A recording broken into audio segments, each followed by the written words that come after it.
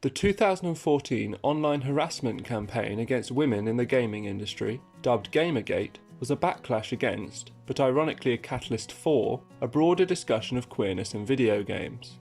Along with Gone Home and The Last of Us Left Behind, Life is Strange was one of the first examples of a mainstream video game that had LGBT+ characters and themes to emerge during the unsuccessful campaign. This was in a medium that had previously been dominated by games seeking to appease a primarily male, heterosexual audience, despite the fact that consistently women have made up almost half of total video game players. It is no surprise then, appealing to this untapped audience has gone on to create a successful multimedia franchise, including a prequel, sequel, and spiritual sequels.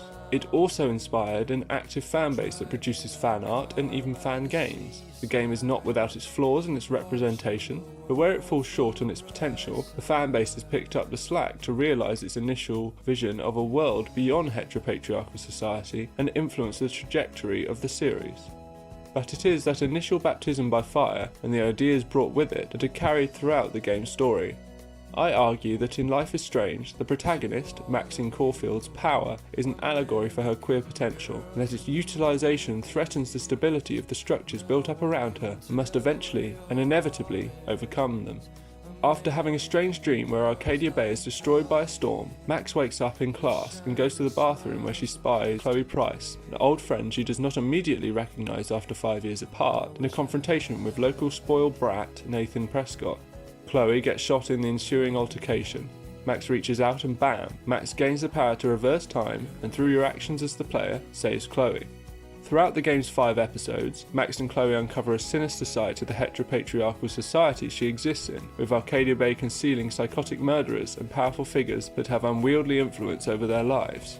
Thanks to her spontaneously appearing time-travelling power, this decision as to whether to tear down the society or allow it to continue rests solely on her shoulders.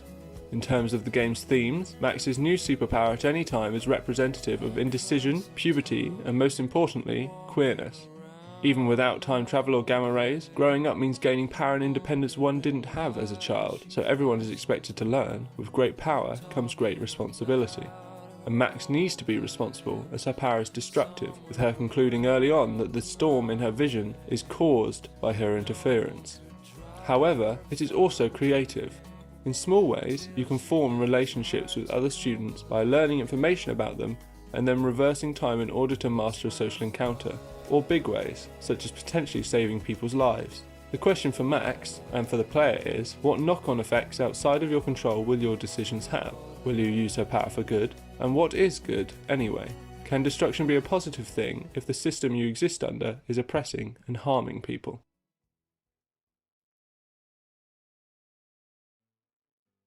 The most immediately engaging part of Life is Strange is the 5-ish times each episode where time pauses and you make a decision to progress.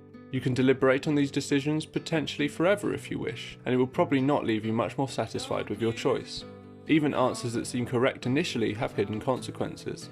Not taking money from the school fund for the disabled seems like a good thing, but it turns out that they don't seem to spend the money on the disabled at all, rather they are all corrupt. With the wide variety of choice, one might expect the game to take an amoral stance on many of the themes it tackles, letting the player decide completely for themselves. This is not the case, however. You are inhabiting a character, and whether you allow Max to come out of her shell more, or be reserved, become romantically involved with Chloe, or just remain friends, there are elements of her that cannot be erased due to the way the game is designed, such as Max's queerness.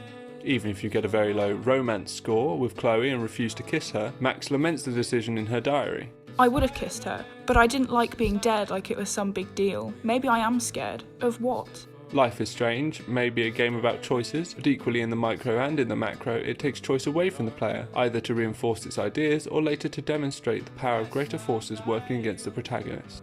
Along with the time travel action-adventure gameplay and its difficult decisions, the main way of interacting with the game world is by hearing Max's internal observations about objects and having conversations with people. You can make it through the game interacting with very few items and talking only to main characters, but the more you put into learning about the game's world, the more you get out of it. This becomes explicitly incentivized with the character Kate Marsh.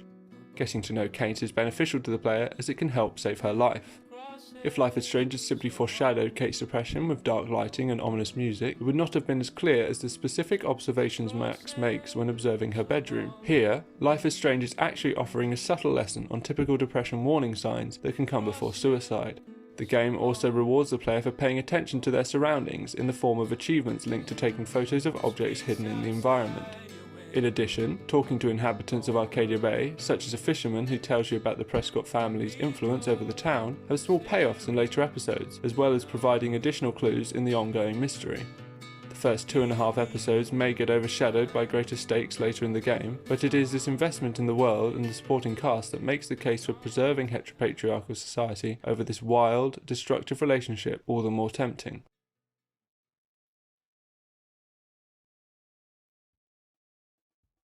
The world that you spend so much time exploring in Life is Strange is designed to be inherently heteropatriarchal. Our two anti-authoritarian leads, subtly defiant Max and overtly anarchist Chloe, are surrounded by patriarchal figures.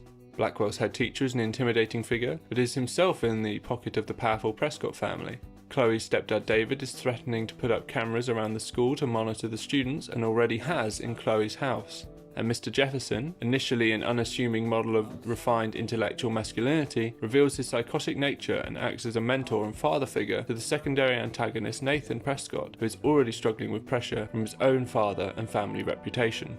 Nathan's wanting to make Jefferson proud of him leads him to kill Rachel Amber, which then sparks off the events of Life is Strange. The disappearance of Blackwell darling Rachel Amber is a direct result of the patriarchal issues present in Arcadia Bay. This links to the context of the game's production, with hateful internet slang even being implemented into Nathan's dialogue. Only a feminazi would try to take on a Prescott, huh?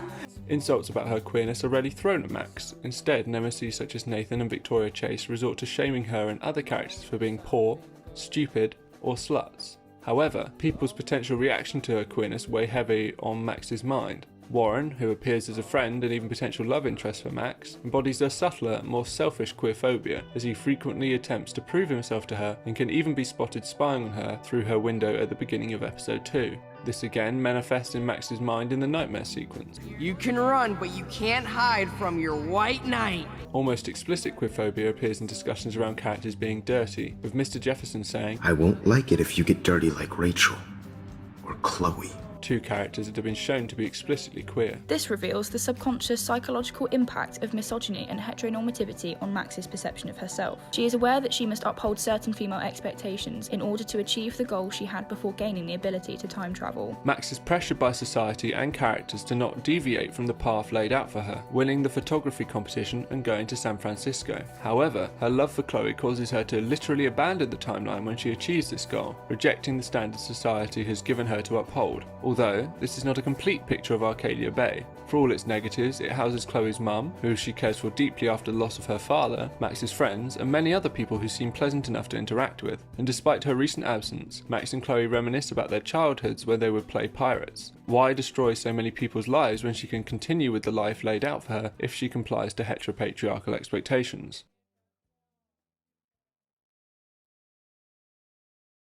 No matter how hard you try, you cannot be the everyday hero Max wants to be in Life is Strange. Facing a patriarchy that is so deep-rooted in every facet of the world, your actions always hurt someone. Max is never completely happy with the outcomes of her choices. Her obsession with becoming an everyday hero by employing her supernatural powers, whether she succeeds or not, inevitably leads to natural catastrophe, which either kills Chloe or the entire population of the town. Furthermore, the game questions whether the player developing relationships with characters in the game was a selfless act, whether they were doing it to complete the game more thoroughly. Max's nightmare doppelganger berates her, saying, "And once you got these amazing powers, your big plan was to trick people into thinking you give a rat's ass." It is revealed at the end of episode 4 that Mr. Jefferson has been the mastermind controlling Nathan and drugging students. He is the embodiment of a patriarchy that seeks to frame and control the young women of Arcadia Bay, his way, obsessing over the moment where innocence is lost.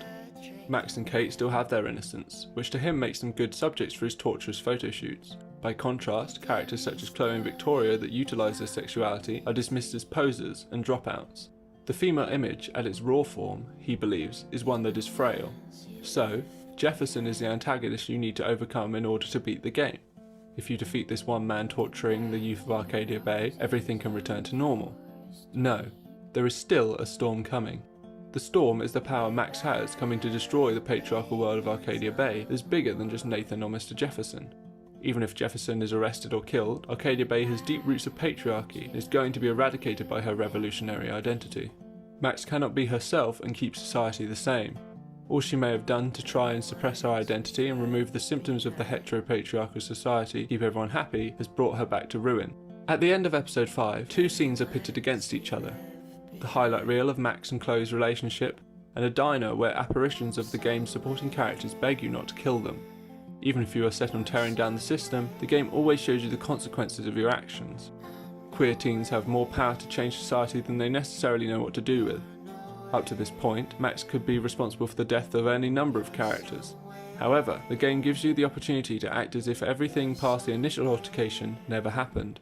Per the themes of the coming-of-age story, Max's arc is learning to sacrifice for the greater good. In the battle between personal happiness and responsibility, responsibility wins. Max could live a lie, a compelling lie, but a lie. In coming out, many LGBT+ people cause issues within their family with people that have no right to be angry about who they are. Despite the progress made in the 6 years since the game's release, the experience presented in the game is similar to the backlash many are still facing, and not restricted just to making their presence known in the gaming community. In the Sacrifice Chloe ending, even though Max loves Chloe, kissing her goodbye, she accepts the life laid out for her. But Friedenberg asks, How should queer people address oppression? Surely not through acceptance. Chloe sums up the oppositional response to this choice eloquently, however. Fuck all that, okay? You were given a power, you didn't ask for it, and you saved me! Max cannot go back, and cannot deny who she is. And that is why I argue that heteropatriarchy cannot survive Max's queerness. Despite the reported split down the middle in choosing the game's ending, the Sacrifice Arcadia Bay ending has been made canonical in the comic series and has been the one most embraced by the fanbase. Despite this, it is clear that many of the players do not come to the same conclusion, and even perhaps the developers initially, with many pointing out that the Sacrifice Chloe ending is longer and more detailed. Much of the gaming scene was still not ready for this revolutionary ending. However, the Sacrifice Arcadia Bay ending, it seems, has always been a starting point for something more, the chance to build something new from the wreckage of the Storm.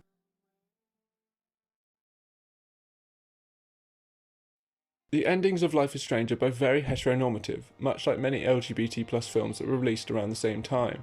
The game fails to realise a destination for our protagonists to reach after tearing down heteropatriarchal society.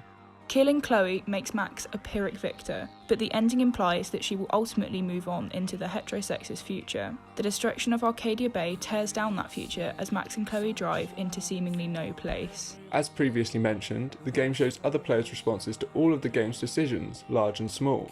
The developer Don't Nod took the outpouring of fan content and responses and ran with it. One of their most recent games, Tell Me Why, consulted trans people throughout its creation in order to correctly represent the first mainstream trans male protagonist in a video game. In addition, Don't Nod commissions fans to do art pieces of their games, even having one who'd done fan art in the past, Emma Viselli, be the head writer for the sequel comic series. While the reaction to Life is Strange, both the love for its characters it inspired in its fans, and counteracting the narrative that games that had LGBT+ themes would not be accepted by the gaming community, showed that heteropatriarchal society could be challenged, it was up to those fans to imagine what came next, and they did.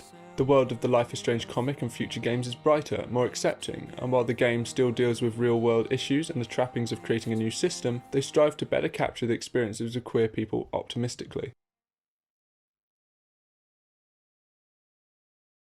In conclusion, heteropatriarchal society cannot survive Max's superpower. The storm is always coming.